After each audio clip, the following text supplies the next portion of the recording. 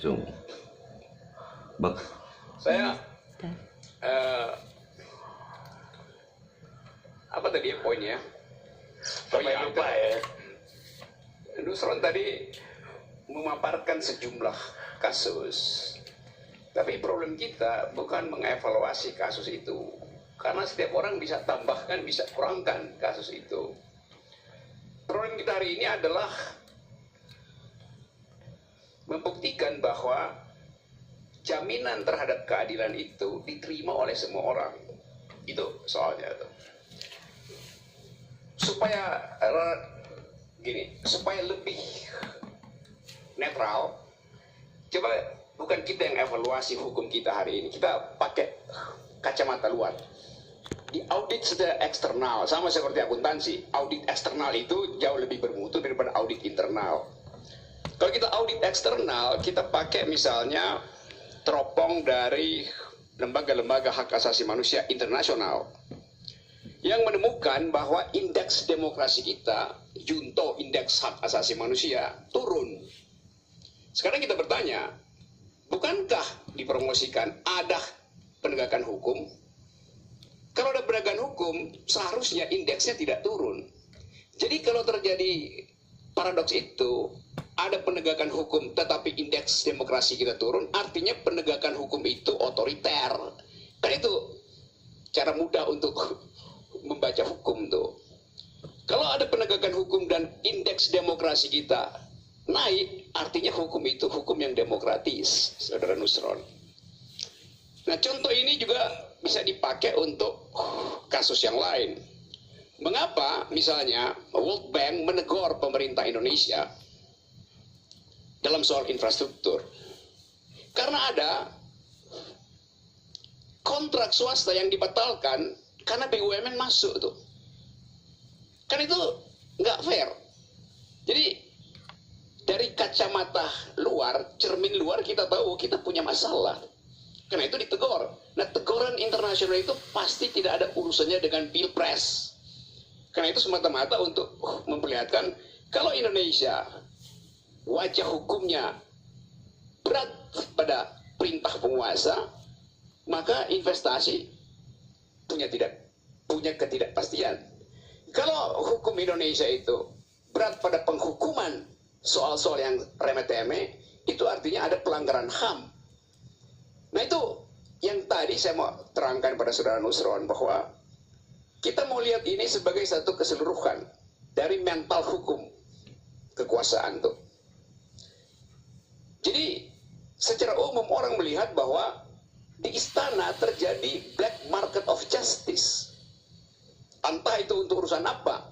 Tetapi kita bisa marah kalau udah berapa banyak cermin yang dipecahin oleh Nusron dan kawan-kawan karena diperlihatkan wajah buruk dari hukum. Kita bisa pecahin cermin itu, tapi cermin internasional juga nggak bisa pecahin. Ada jauh di sana. Nah, ini yang mau saya terangkan, bahwa ada black market of justice di dalam istana. Tentu Anda bisa tanya apa buktinya itu, sinyalnya macam-macam itu. Posisi jaksa agung adalah potensi untuk berbuat kejahatan. Saya sebut potensi ya, untuk berbuat kejahatan. Karena dia menempel pada kekuasaan. Secara akal sehat kita bisa lihat gejala itu. Jadi dari awal sebetulnya terlihat bahwa soal hukum ini legalitasnya ada tapi legitimasinya merosot. Itu problem kita hari ini. Sehingga orang nggak percaya. Setiap kali kita ribut, orang lapor hukumnya nggak selesai, udah 2 tahun dipermainkan tuh. Jadi jalan pikiran ini yang mau kita bereskan sebetulnya tuh. Soal Ahmad Dhani misalnya, orang ngomong cuman idiot lu. Sama seperti kita bilang lu cebong, lu kampret. Kuya, ngehek lu.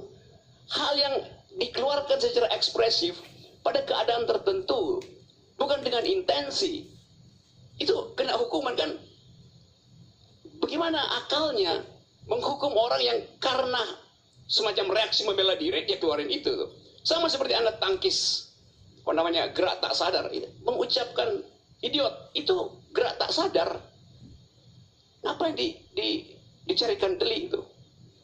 Jadi apalagi ini tahun politik itu sebaiknya longgarkan hukum itu tuh, supaya orang lebih legah untuk berargumentasi di wilayah publik.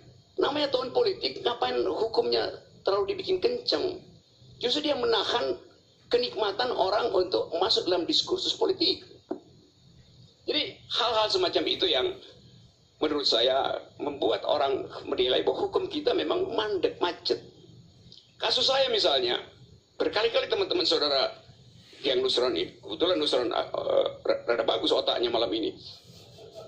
Yang lain itu marah-marah, saya tersinggung agama saya. Loh, Indonesia itu ada Dewan Gereja Indonesia, ada majelis ulama.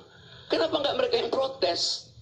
Supaya lebih terasa bahwa terhina atau tersinggung.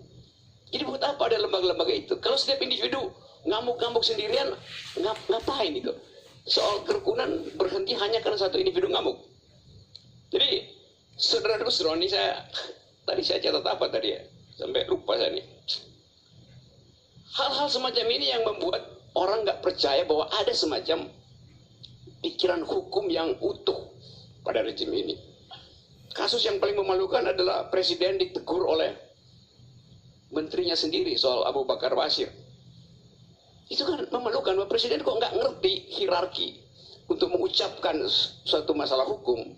Seharusnya dia di belakang layar nanti, kalau aparatnya keliru dia yang koreksi. Ini dia dikoreksi oleh bawahannya karena gerasa gerusu.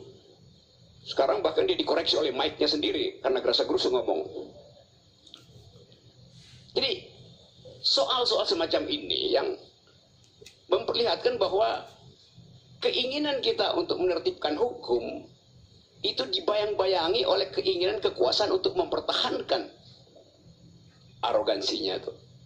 Kita ingin legah di dalam upaya untuk menghasilkan demokrasi, menghasilkan negara hukum yang bermutu. Itu berarti kekuasaan harus berada bukan sekedar di tengah, di belakang layar. Supaya ada kenikmatan orang berwarga negara. Nggak semua soal harus diselesaikan secara hukum itu. Yang lebih konyol lagi, setiap kali ada problem dengan hukum, para pembuat hukum bilang pergi ke Mahkamah Konstitusi. Silahkan judicial review. Loh, kalau hukumnya bagus, pasti nggak akan di judicial review. Dan orang lawgiver itu mesti malu kalau produknya itu di judicial review itu. Cara Presiden Jokowi bereaksi juga akhir-akhir ini betul-betul memperlihatkan arogansi itu. Marah-marah.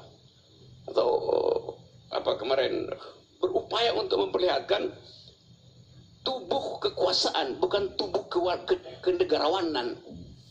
Dan itu membuat orang khawatir, apa benar demokrasi kita berjalan kalau cara pemimpin mengorganisir tubuhnya sendiri itu memperlihatkan arogansi dan bukan toleransi itu.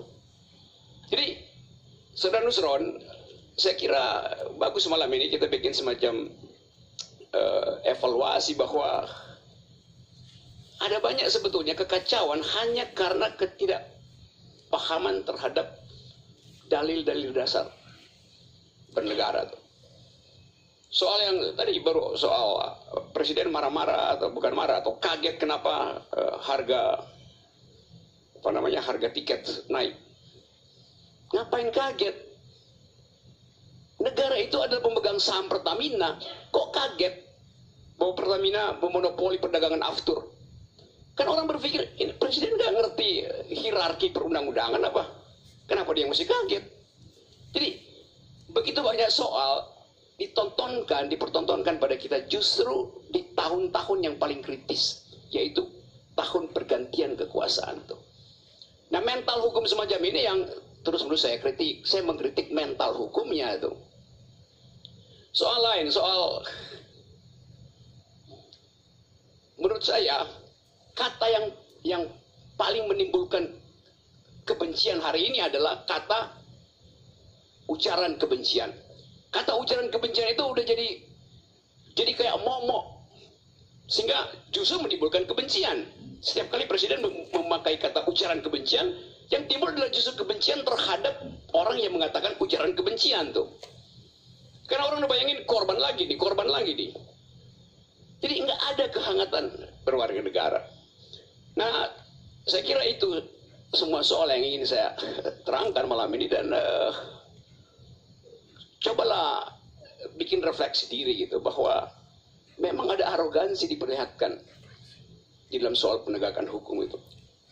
Hal-hal yang receh diulek-ulek supaya ampasnya tertinggal, kemudian ampas itu disebut sebagai delik. Jadi delik itu dibikin-bikin. Sekarang berurusan misalnya, mana lebih baik? Orang yang bersalah atau orang yang mencari-cari kesalahan orang lain? Kalau pakai dalil tadi itu, dalil Saidina Umar.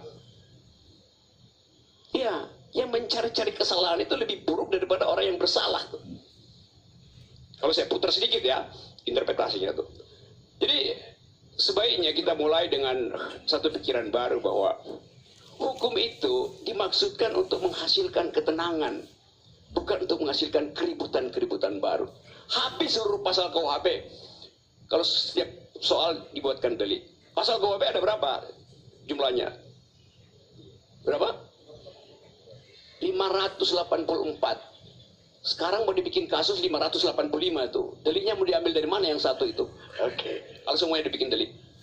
Jadi sekali lagi, kita inginkan agar supaya ada semacam kedamaian dengan mulai memahami bahwa kehidupan berwarga negara, kalau negara itu demokratis, maka hukum akan bekerja secara minim.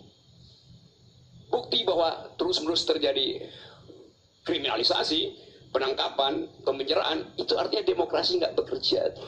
Kebanyakan kejahatan artinya tidak ada demokrasi. Tugas pemerintah adalah menjamin demokrasi. Kita mungkin mesti ubah ini patung Dewi Keadilan, karena percuma mata ditutup kalau tangannya masih bisa terima suap gitu. Jadi yang mesti diikat adalah tangannya, matanya buka aja tuh. Itu soalnya tuh. Demikian halnya dengan kekuasaan tuh. Kalau bisa mata dan tangan kekuasaan itu diikat dulu sementara ini sampai tanggal 17 April 2017. Makasih.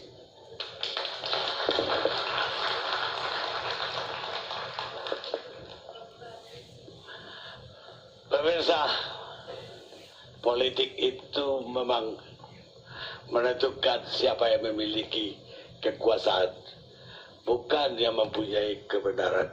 Paul Krugman, ekonom Amerika,